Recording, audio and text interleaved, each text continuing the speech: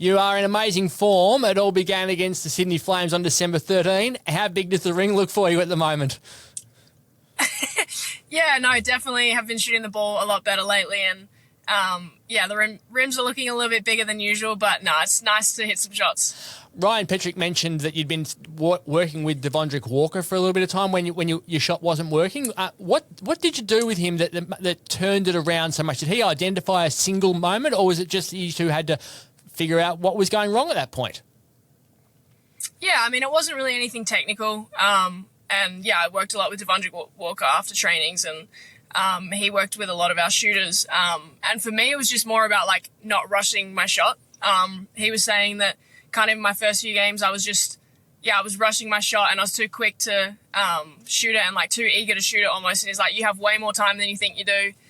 So he just worked a lot with me and just like handling that closeout and just taking my time, setting my feet and shooting it regardless of how close the person is and stuff like that. So it wasn't anything really technical that he changed or anything like that. It was just like taking your time, really. And it is amazing, like something so small as that can make such a big difference. And there is an expectation, I reckon, on players like yourself who have been drafted to WNBA and played some games over there. Then you come back and everyone just assumes that you're going to just slot straight in as a first or second year player. But it does take time, doesn't it, to work out where you sit in this league. And a moment like that can be exactly what's required.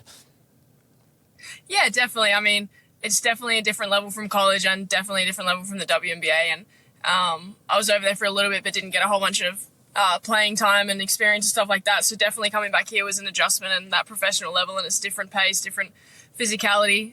But yes, it's crazy how something as small as take your time on your shot can make the world a difference. And I think that helped to begin with, and then it kind of just helped my confidence grow. And then, once you're confident in shooting it better, the rim just gets bigger and bigger. And it looks absolutely enormous every time you get it at the moment. So Ryan Petrick also challenged you to be better defensively, and you've done some amazing things in recent games at that end of the floor. The charge you took on Jade Melbourne a couple of weeks ago was just amazing, and your steals have just been inspiring the team. How hard have you worked on that side of your game? Yeah, definitely. I think that's something Ryan has been challenging me for a while. Like even last season, he was like, we know you can score the ball, we know you can shoot, but like when you're not shooting well, you need to be able to give me something else. And like my defense kind of has been a highlight of that, and just being able to contain my man one-on-one and affect the games in other areas. And I think, funnily enough, that's kind of helped my shooting form as well a little bit, because after the first few games of the season, I kind of started coming into games with a different mindset of like focusing more on my defense, on the small things, loose balls, tips, staying in front of my man, stuff like that. And almost shifting my focus to that and focusing on that and getting myself going on the defensive end has helped my offense as well, because it's just I'm not thinking about it then, and I'm feeling in the flow of the game. I feel good. So yeah, definitely has been a huge focus of mine. Does it give you, when you're focusing on two things in the game, it gives you more reward for effort, I would imagine, as well? It gives me more, what, sorry? More reward for effort. Like you don't feel like it's just, you can value more things, which means that you're constantly feeling positive about something in your game, no matter whether it's going in or not. Yeah, exactly. And I think that's a huge part of like me in the past. If I'm not shooting the ball well, then like I'm kind of not playing well. And in my head, I'm not really contributing in other ways of the game and stuff like that. So like when I do have nights where I'm not shooting the ball well or as well, which is going to happen, how can I contribute to the game, and how can I still feel like I'm doing something out there and helping the team win, and feel good about my game? And I think, that has definitely come on the defensive end this season. So I asked you a couple of weeks ago, after you missed out on Opal's selection, whether you were thinking that maybe if your form continues like this, you might be getting a phone call. There's some injured players in that squad. Since that conversation, have you had any conversations with anyone that's maybe indicated that you are a chance to be called up if this continues and if the injuries continue? No, I haven't had any conversations or anything like that. And there is a few injuries in that squad, but from as far as I can tell, they're all tracking really well, and they know what they're doing and have got it all under control. And I'm still going to keep playing as well as I can and putting my best foot forward. And So one of the things I find really interesting about you from a leadership perspective is it feels like you play your best basketball when you're in a leadership role. Like in Hawaii, your best season was when you were captain and suddenly you end up in WNBA roster. This year, you're the vice captain of the team and you're flying. Like, do you find that leadership brings out the best in you on the court?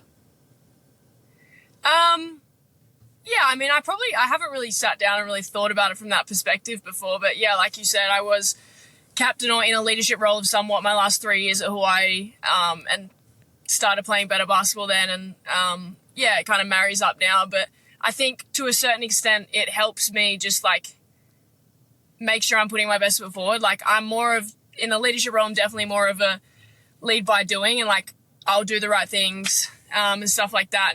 Haven't always been the most vocal person, so like kind of lead as I do, more kind of style. And I think having that leadership role just makes me more consistent and more like, I guess, it's more on the forefront of my mind of like doing the right things every day, like making sure I'm leading, making a good example for the girls behind me and stuff like that. So yeah, it definitely gives me extra motivation. It's a unique group for you to lead as well as a second-year player in the league. When you got Amy Atwell there, who's a star in the WNBA, you got Emily Potter there, who's a lot older than you and has been through various different systems. You got some mates there who you went through different pathways with as well. So how do you find that sort of working out how to lead different people? Yeah, definitely. I mean, you're always going to have kind of a mixed bag on a team. Like you said, we got someone of Aries caliber who's played a couple years in the WNBA and has all that experience and is just a jet on the court. Obviously, Emily's been around a lot and played overseas, got a lot of experience, and then some younger girls. So I'm definitely not the most experienced on the team and haven't been playing the longest, but I think it's more of a like most of the girls know, like day in, day out, I'm going to come in and put my best foot forward. I like to think I'm someone that's liked and respected around the team. And I think that's more what leadership is about, is having that ability to get people to follow you and listen to you and like have that respect, and people want to follow you kind of thing. So yeah, it's definitely interesting, of course, and it changes from year to year with different teams and stuff like that. But I think at the forefront of it, it's like friendships and respect. So there's always a debate. Are leaders born or are they made throughout their lives? And your grandfather, Mel, is a footy icon and was a dead set leader and was a bit scary on the field. Captained East Perth, coach of Perth's team of the century after being their captain coach for 3 premierships, captain coach of the state, later coach South Fremantle, president of East Perth. Born or made, like what was your life like growing up when you're around someone like it? Was he teaching you leadership? Was he teaching you values, or was he just your grandfather at that point? Yeah, I mean, at that point, he was more just my grandfather.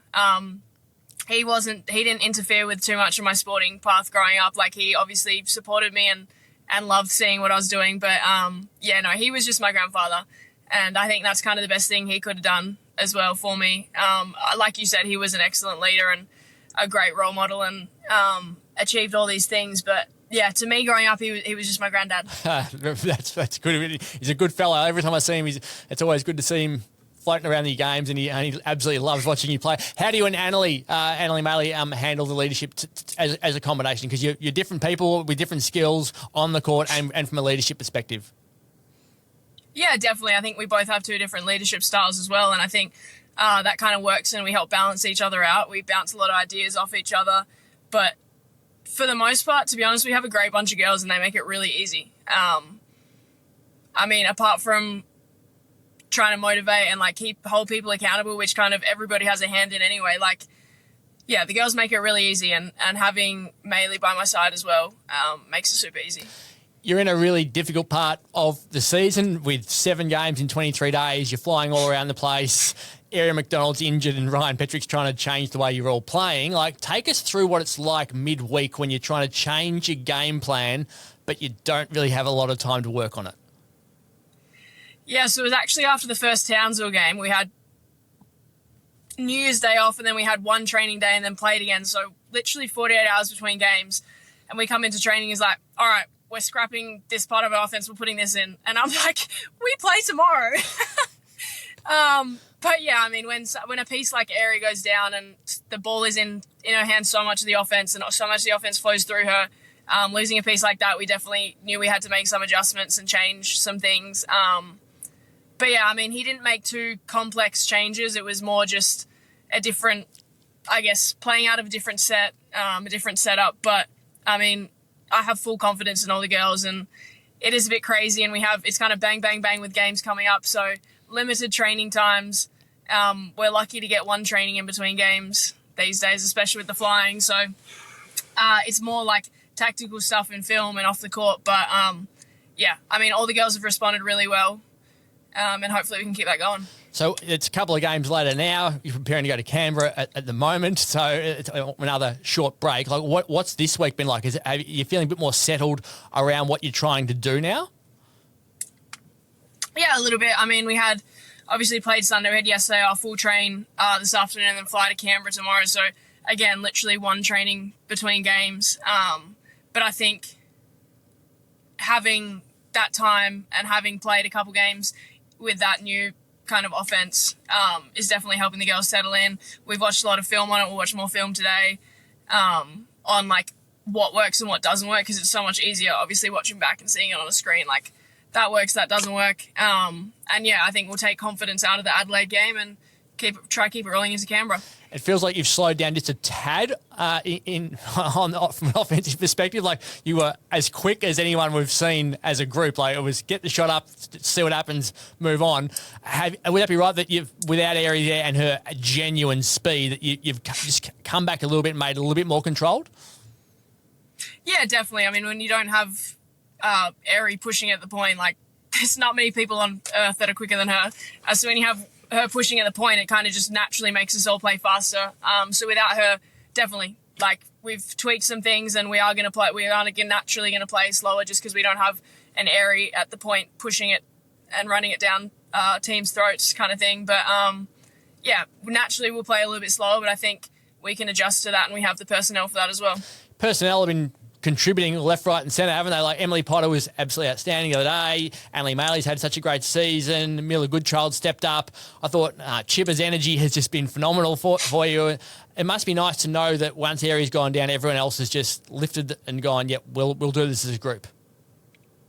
Yeah, definitely. And I think we talked about it as a playing group, and it was like when Aerie went down, it's a by committee kind of thing. We're not going to have one person just replace her. It's going to be everyone kind of pitching in here and there.